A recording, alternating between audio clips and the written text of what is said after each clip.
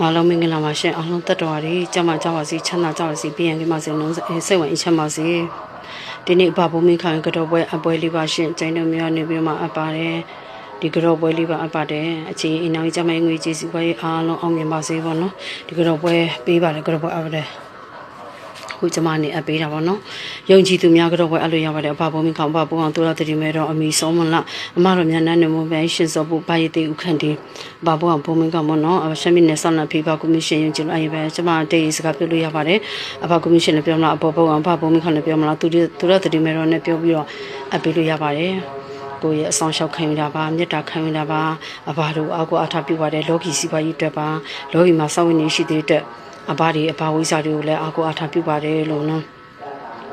ကိုမအိမ်မက်မကောင်းတာရှိတယ်အတိတ်နမိတ်မကောင်းလို့ရှိရင်ကန်ဆာတော့စစ်ဆေးလို့ရပါတယ်ရှင်ကန်ဆာတော့စစ်ဆေးလို့ရပါတယ်ကန်ဆာအကြောင်းအကျိုးအကောင်းဆိုပေါ့နော်ဝေဖန်ပိန်းချနိုင်အောင်အမအမှန်ဝေဖန်ပိန်းချနိုင်အောင်နောက်တင်းယောဂပြန်ယောဂတင်းရန်သူပြန်ရန်သူရှိမရှိစစ်ဆေးလို့ရပါတယ်ညမှုစောက130ပတ်ပါရှင်ကြော်ပွဲက900 600 900 800 900 1000တိရှိပါတယ်ရှင်သူရတတိမေရောလည်းရှိပါတယ်တချို့ဆန်ရအပေးလို့ရပါတယ်ပထမဆက်ပွဲလည်းအပေးလို့ရပါတယ်ရှင်ထွေးချမှုတစ်ပတ်10ရက်အတွင်းလောက်တော့တည်တာလာပါတယ်ရှင်ကိုယ့်ရဲ့အိမ်မက်မကောင်းတာဖေးချပေးမယ်မေတ္တာတက်ခံမယ်ဘာဝိစာတွေမှာကိုမေတ္တာတက်ခံမယ်ရှမ်းပြည်နယ်စောင့်နာဖေးပါကိုမရှိမိပြန်ရင်ရှမ်းပြည်နယ်မှာနေတဲ့လူတွေအားကိုအားထားပြကြပါတယ်အခုဒီပွဲအတဲ့အကြောင်းဒီပွဲပိုင်ရှင်ပေါ့နော်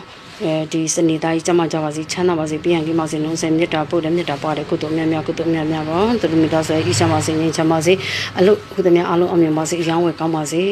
စောင့်ရှောက်ပေးပါစောင့်ရှောက်ပေးပါဗဖျားစောင့်ရှောက်ပေးပါဗဖျားဤဒီနာသစ္စာဝိစနာတတိမဟောတုအိနာထေဝနာဗုဒ္ဓတန်စင်ဝါဖျား